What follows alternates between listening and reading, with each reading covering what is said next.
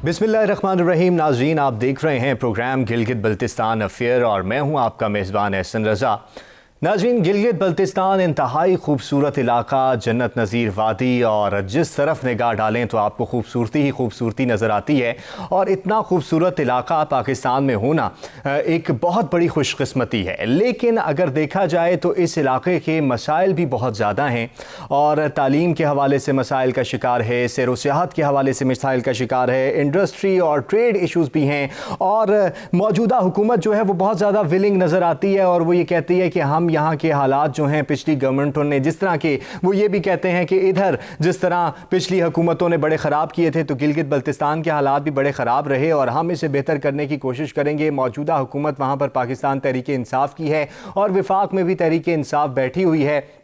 और साथ ही साथ देखना यह है कि गिलगित बल्तिस्तान के लिए क्या पैकेजेस हैं, क्योंकि पैकेजेस तो वज़ीर आज़म साहब आए रोज़ देते हैं और वज़ीर आज़म पाकिस्तान इमरान खान साहब ने अभी भी जो पैकेजेस, रिलीफ पैकेजेस दिए, आपने देखा कि वो रिलीफ से ज़्यादा तकलीफ़ पैकेज बन के सामने आया और पेट्रोल की कीमतें जो हैं वो आसमान को छूने लगी। महंगाई का एक तूफ़ान आके खड़ा हो गया और इस महंगाई के क्या असरात पड़ेंगे। गिलगित बल्तिस्तान इसके साथ बहुत ज़्यादा जुड़ा हुआ है। गिलगित बल्तिस्तान की इकॉनमी पे इसके क्या असरात पड़ेंगे, गिलगित बल्तिस्तान के अंदर जो महंगाई का जिन आएगा, जिन बोतल से बाहर निकलेगा, वो कितना खौफनाक और ख़तरनाक होगा। गिलगित बल्तिस्तान की सैर व सियाहत के ऊपर इसके क्या असरात पड़ेंगे, क्योंकि अगर पेट्रोल महंगा होता है, पेट्रोलियम मसनूआत महंगी होती हैं तो बहुत सारे मामलात जो हैं इसके साथ जुड़े हुए होते हैं और सैर व सियाहत के ऊपर भी और इनडायरेक्ट हर चीज़ के ऊपर भी, इंडस्ट्री के ऊपर भी इसके असरात जो हैं वो आते हैं। और इन तमाम सूरत हाल के ऊपर गुफ्तगू करने के लिए जो शख्सियत मेरे साथ आज स्टूडियो में मौजूद हैं उनका तारुफ आपसे करा दूं तो जनाब शम्स अब्बासी साहब हमारे साथ मौजूद हैं, इकोनॉमिक जर्नलिस्ट हैं।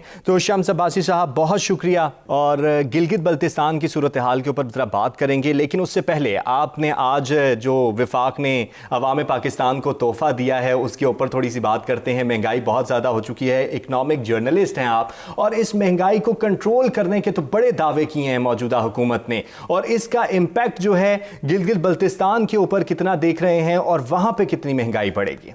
देखें, एज अ होल देखें, किसी चीज़ का एक रीज़न है कि इन्फ्लेशन हम सब कहते हैं, जिसे आम अल्फाज में हम लोग महंगाई कहते हैं। द रीज़न इज़ डेट, इसमें दो तीन बड़ी वजूहात हैं, जिसमें अगर हम ग्लोबली इसे कहें, जिस तरह के आपका प्राइम मिनिस्टर भी कहते हैं कि it's a global issue and और हम इसे नहीं कर सकते, तो ग्लोबली कुछ इस तरह है कि जब कोविड-19 आया तो इट्स 2 and 3 years अराउंड, तो एक ग्लोबल फूड चेन होती है, ग्लोबल ट्रेड चेन होती है, जिस तक कनेक्ट होती हैं चीज़ें। पाकिस्तान ने सपोज टू बी खाने की चीज़ है, प्याज जो है वो इंडिया से मंगवाना है।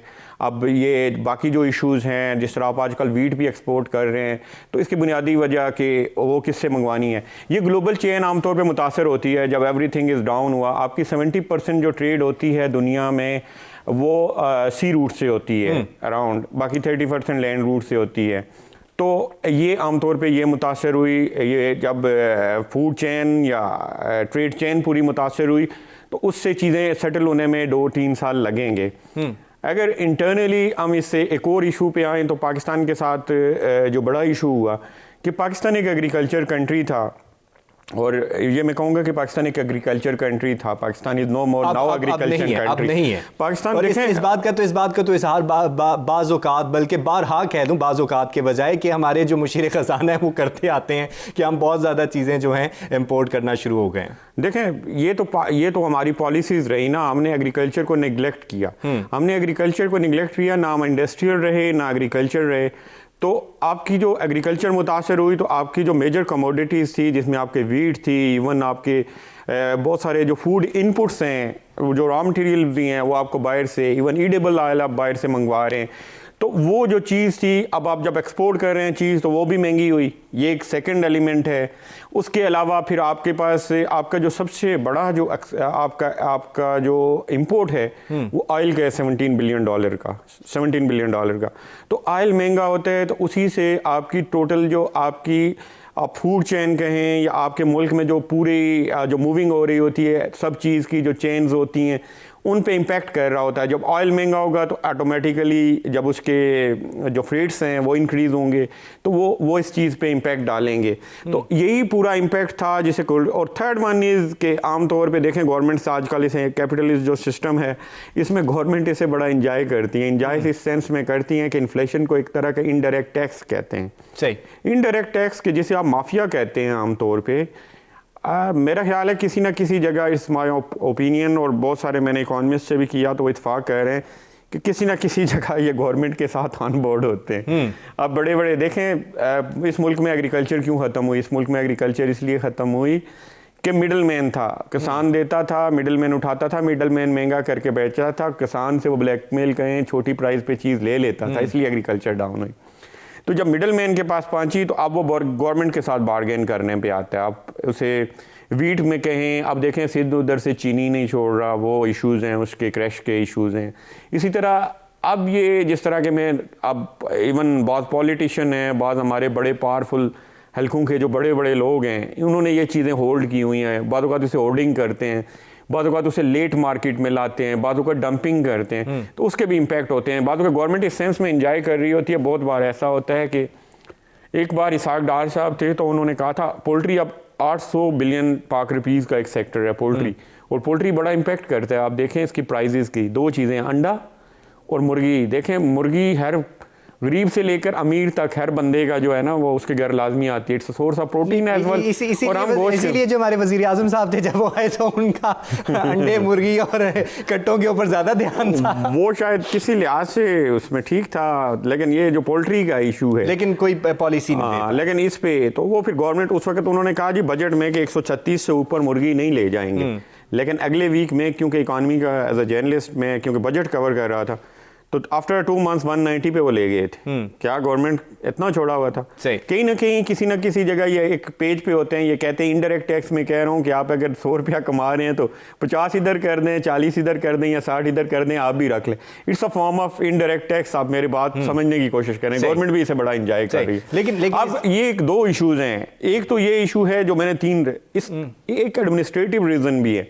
आप अपने करीब जाएंगे मुख्तलिफ जगह तो आप दुकानदारों से आप एक स्ट्रीट में घूमेंगे तो आप एक दुकान से पूछेंगे, कोई भी फूड कमोडिटी पूछ लें, आप सब्जी की पूछ लें, उसमें आपको वेरिएशन नज़र आएंगी 5, 10 रुपीज़, 20 रुपीज़ की। तो ये क्या रीज़न है? इसका मतलब आपका एडमिनिस्ट्रेटिव इशू है। और एक और बड़ा रीज़न है, पॉलिटिकल बात करूँगा, पंजाब का जो वज़ीर आला है वो एडमिनिस्ट्रेटिवली एक बड़ा स्ट्रॉन्ग एडमिनिस्ट्रेटर आपको चाहिए होता है, जो एक अच्छा एडमिनिस्ट्रेटर हो और वो चीज़ों को मैनेज करे, जो ब्यूरोक्रेसी है उसे एग्जीक्यूट करवाए प्रॉपरली, प्राइस को। एक जो होती है एक आइटम लिस्ट होती है, एक प्राइस लिस्ट सुबह सुबह मिलती थी। मैं इवन नून लीग के दौर में जब इन्फ्लेशन जो थी वो डबल डिजिट से कम बल्कि 3 पे आई हुई थी, तो उन्होंने बड़ी स्ट्रांगली एग्जीक्यूट किया हुआ था। वो क्या करते थे, एक चीज़ ये करते थे कि वो जो आपका शॉपकीपर होता था उसे वो आके देता था और वो बाकायदा आम लोगों से चेक करते होते थे कि प्राइस इसी तरह, और वो कहते थे कि सामने इसे लगा के रखो।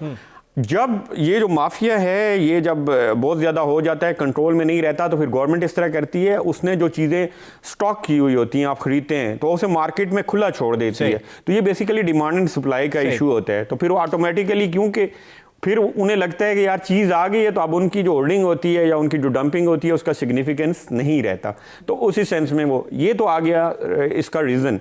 मैं अब गिलगित बल्तिस्तान है या पाकिस्तान है या एज अ होल देखें, इन्फ्लेशन है तो इसके क्या इम्पैक्ट्स होते हैं आम आदमी की ज़िंदगी पे। सबसे बड़े मेरे ख्याल है आपका इम्पैक्ट ये होता है कि स्टंटिंग ग्रोथ। बच्चे हैं आपके मुल्क में, छोटे बच्चे ऑलरेडी बड़ा इशू है डाइट का, उन्हें प्रॉपरली उन्हें न्यूट्रिशनिस्ट वैल्यू के मुताबिक उनको खुराक नहीं मिल रही होती। अगर स्टंटिंग ग्रोथ का 40% आपके बच्चे शिकार हैं तो अब मुझे बताएं कि एक जो मिडिल और लोअर मिडिल क्लास के लोग हैं वो क्या करते हैं। फिर आप लेस प्रोटीन लेंगे, फ्रूट घर में कम आएगा जब महंगाई होगी। एक तो ये इशू होगा कि बच्चों को प्रॉपर खुराक नहीं मिलेगी। आपकी जो फ्यूचर जनरेशन बन रही है वो प्रॉपरली उसका फिजिकल स्ट्रक्चर आप कह सकते हैं, उसकी प्रॉपर बिल्डिंग नहीं होगा। वो ज़रूरी होता है एक सेहतमंद एक अच्छी तवाना नस्ल। उसके बाद आपका इम्पैक्ट पड़ता है एजुकेशन पे। अब एजुकेशन पे ये इम्पैक्ट होता है कि जब इन्फ्लेशन इतनी रेज करती है, अब मैं बताऊं कि हमारे जैसे जो सैलरीड क्लास हैं तो इनकी अगर 2 ईयर से पहले लगा लो तो 40% आपकी सैलरी जो है कट हुई है। सही सही शाम साहब, यहीं से गुफ्तगू का सिलसिला हम जारी रखेंगे। ब्रेक पर जा रहे हैं नाज़रीन, ब्रेक पर जा रहे हैं। गिलगित बल्तिस्तान अफेयर्स के हवाले से बात जारी है, हमारे साथ रहिएगा।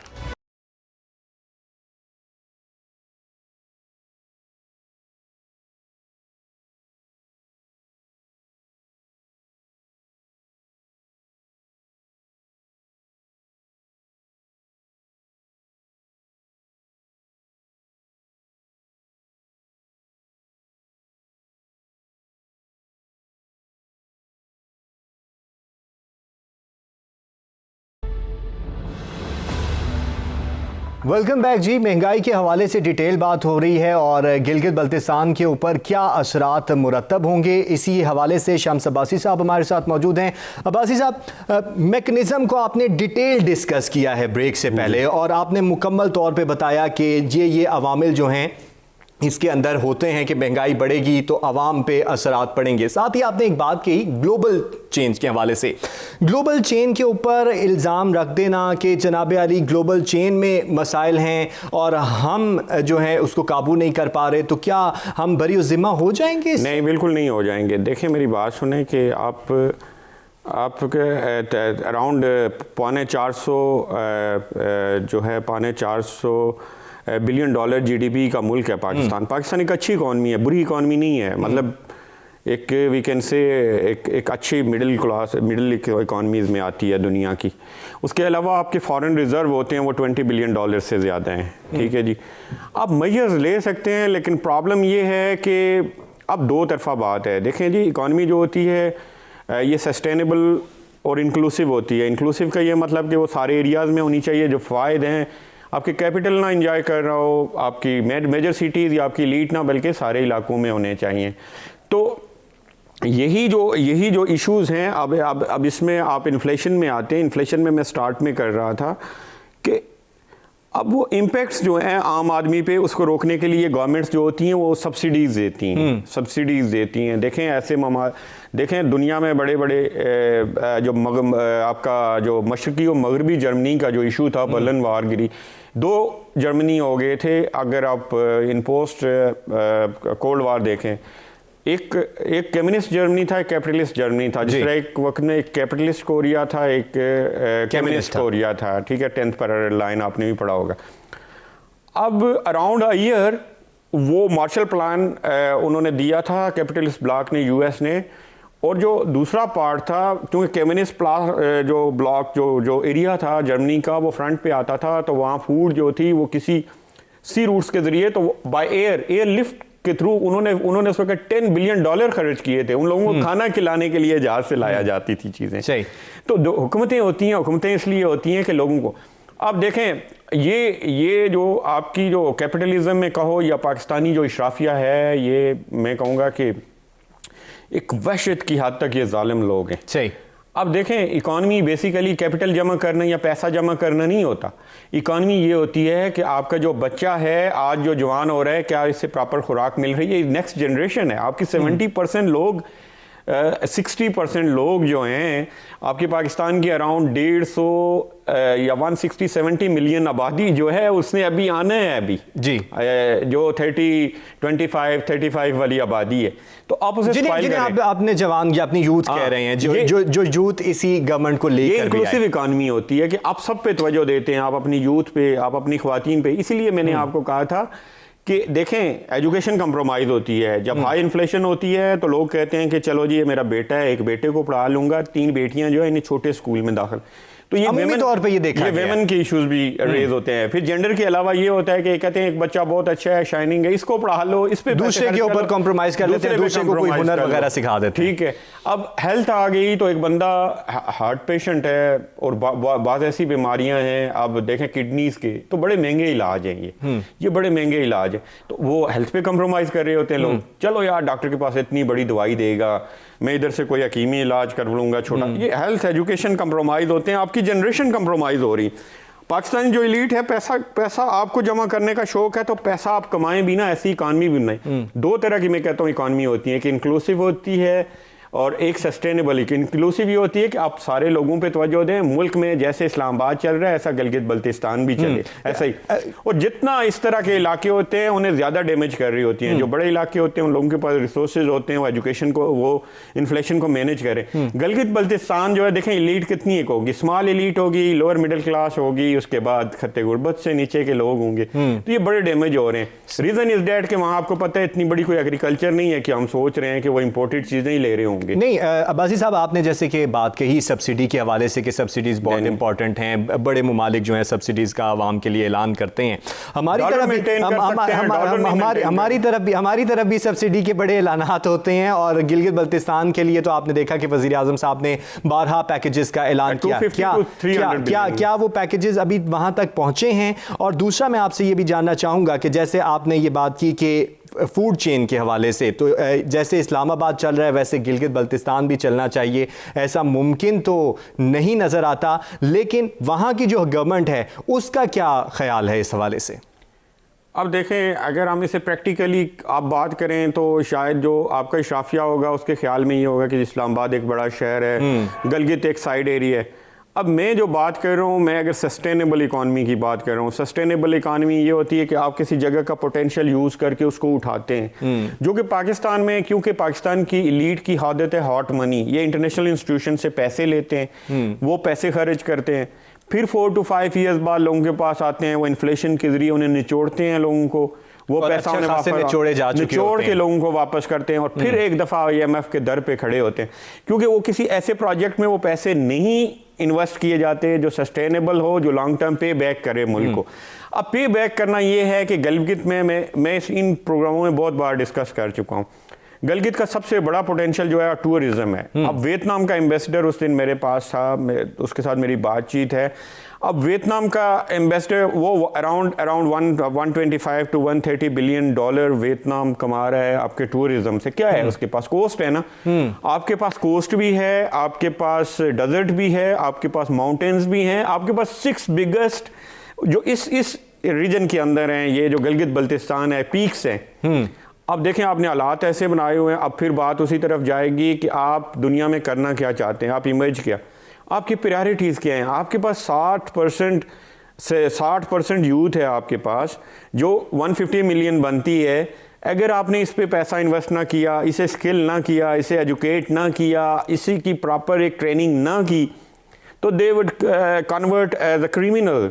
ये इलीट को साइलोज में नहीं रहने देंगे, ये छोटे छोटे जो DHAs आप बना रहे हैं या इस्लामाबाद बना रहे हैं, ये मोबाइल छीनेंगे, ये मोबाइल छीनेंगे आपसे। सही, अगर आप इसे अगर स्किल्ड कर देते हैं, एजुकेट कर देते हैं, तो ये आपका दुनिया में पोटेंशियल बन जाएगा, पाकिस्तान उठ जाएगा। जिस तरह 60, 70, 80 में चाइना था, इंडिया था और कोरिया, उन्होंने अपनी लोगों को, बच्चों को बाहर पढ़ाने, तो वो जनरेशन जब वापस आई उन्होंने मुल्क बना लिया, इनोवेटिव हुए, टेक्नोलॉजी में इक्विप्ड हुए। तो आप लोग क्या बना रहे हो? अब पिछले दिनों तो आपने देखा जेलम पे कंटेनर लगे हुए थे हर जगह। मैं आया गुजरांवाला से वापस, 4 दिन बच्चे स्कूल नहीं गए, ऊपर से लेकर नीचे तक सारे मौलवी साहब के सामने खड़े थे। अब वो क्या कह रहे, अब कोई मौलवी साहब से पूछेगा कि वो जो पुलिस वाले मारे गए उसका क्या हुआ? जो बच्चे 4 दिन स्कूल नहीं गए, इस पे क्या हुआ? कंट्री का इमेज बर्बाद हुआ। जो उसके हवाले से कोई सवाल जवाब नहीं है। ब्रेक पर जा रहे हैं शम्स अब्बासी साहब। नाज़रीन, ब्रेक पर जा रहे हैं और सैर व सियाहत के हवाले से भी बात हो रही थी गिलगित बल्तिस्तान के अंदर, तो इसके ऊपर वापस आके मजीद बात।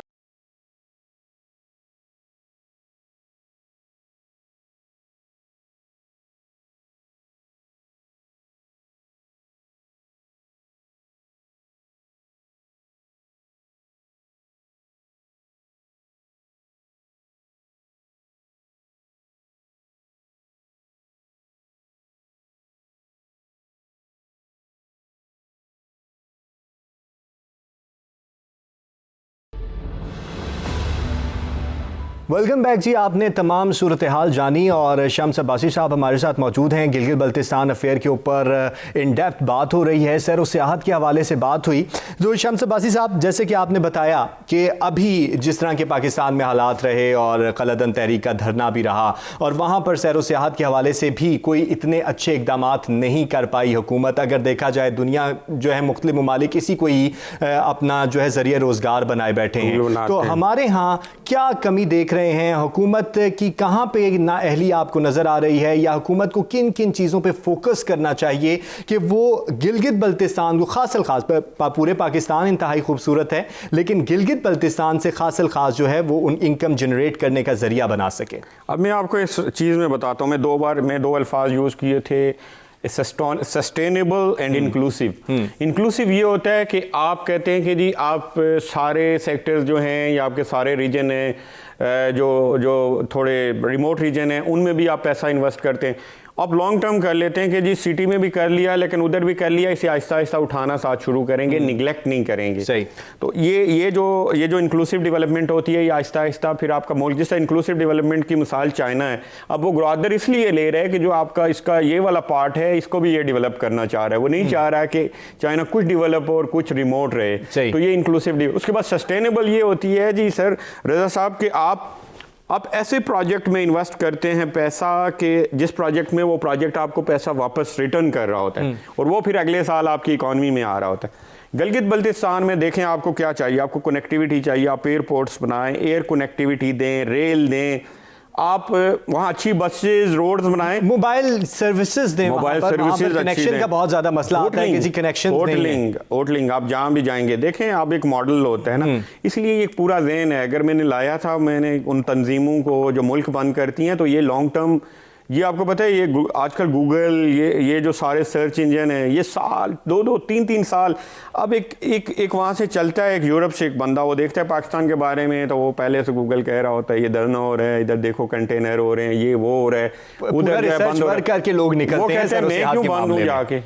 उसने 2-4-5 हज़ार डॉलर 10,000 यूरो जो खर्च करने होते हैं उसे क्या जरूरत है, वो किसी और श्रीलंका चला जाएगा, वो देखेगा K2 भी है लेकिन K2 वो कहेगा कि मुझे रास्ते में बंद होना पड़ेगा।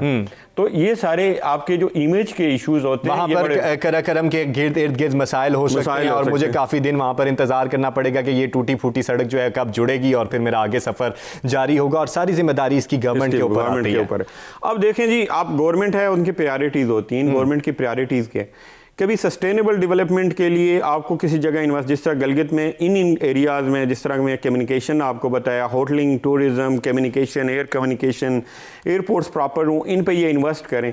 1-2 अरब डॉलर लगाओगे अगर आप, तो ये नेक्स्ट आपको 10 से 15 बिलियन डॉलर देगा। वैसे पोटेंशियल देखें दुनिया की 6 बड़ी चोटियाँ एक नेपाल के पास है, माउंट एवरेस्ट, इंडिया के पास कोई भी नहीं है, हमारे पास 6 हैं।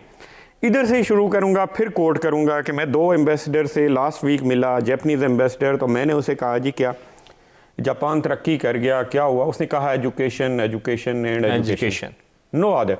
What is education? एजुकेशन ये नहीं है कि आपने अपने स्टूडेंट्स को, जिस तरह आजकल हमारा इतना इंफ्रास्ट्रक्चर है, मैं हमारा KP सूबा है, इसमें इतना खूबसूरत इंफ्रास्ट्रक्चर है कि बाद हाई स्कूल यूनिवर्सिटी की तरह के खूबसूरत, लेकिन इंटरनल जो टीचर की कैपेसिटी है वो कुछ नहीं है।